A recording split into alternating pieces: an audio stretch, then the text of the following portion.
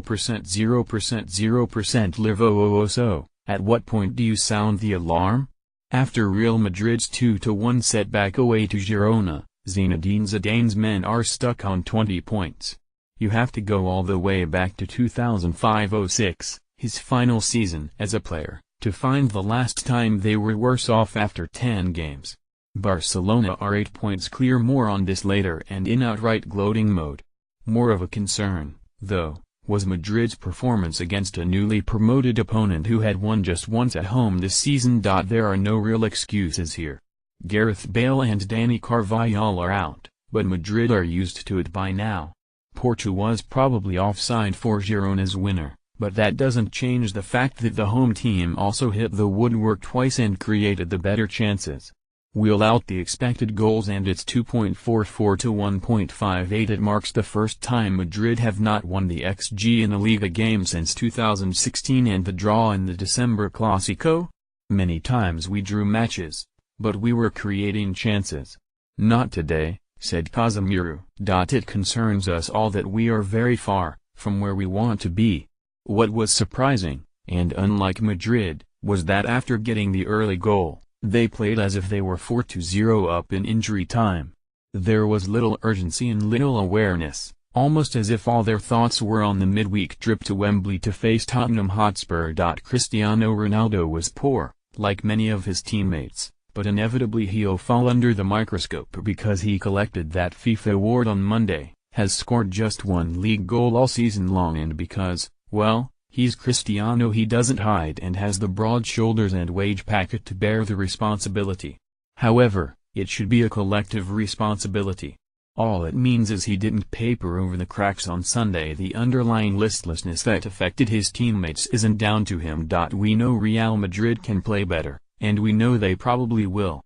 The more interesting question is, at what point do they write off the Liga season? No Real Madrid side has ever been 8 points back and gone on to win the title.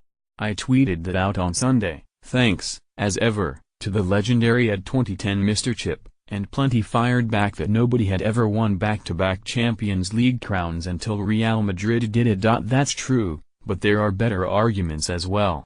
Like the fact that, simply put, Real Madrid probably haven't been 8 points back that often in their history. Or the fact that much of that history took place in the 2 points for a win era. Or, indeed, that you don't have to go that far back to find a team that made up an 8-point gap to become champion. It's something Zidane will remember well. In early March 2004, Valencia were 8 points behind league-leading Real Madrid with just 12 games to play. Rafa Benitez famously went on to lead them to the Liga title, and what's more, he did it without the benefit of a head-to-head game. Heck, Real Madrid themselves made up an 8-point margin in 2008-09. They lost the December Clásico to Barcelona to slip 12 back after round 15. By the time the return Clásico at the Bernabeu rolled around, the gap was 4 points with 5 matches left. They famously got spanked 6-2, and that was that.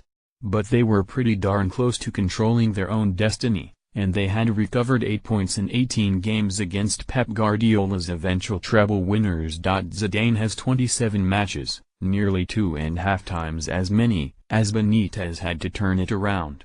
He also has the 2 Clásicos left. It's a tall order, sure, but there is no reason to throw in the towel now. Especially since this Barcelona side aren't the juggernaut they've been in recent years. Mourinho plays the percentages versus Spurs. If you watched the first 45 minutes of Manchester United's clash with Tottenham on Saturday, you'd likely be tempted to hand the Premier League to Manchester City straight away. If these are the closest contenders, the gap is an abyss. What ultimately separated these two teams in the end was an error on one end, Eric Dyer allowing Anthony Martial to slip the ball past Hugo Lloris and a chance not taken Dele Alli at the other. Beyond that, it was largely a war of attrition, and you'd imagine it suited Jose Mourinho just fine. He set up with a back three defense and midfield to mirror Tottenham. He took no chances. He defended deep enough to deny the runs of Heung-min Son and Ali while waiting for something to happen at the other end. Those who criticized him, and there were some grumblings among the Old Trafford faithful as well, as he addressed after the game, rather missed the point. A win against Tottenham is nice, A draw would have been fine and a defeat would have been really, really bad. It's as simple as that. Mourinho played the percentages, which is what he has done for most of his career. United didn't outplay Tottenham, but they didn't need to. And, frankly, with Paul Pogba, Marwan fell.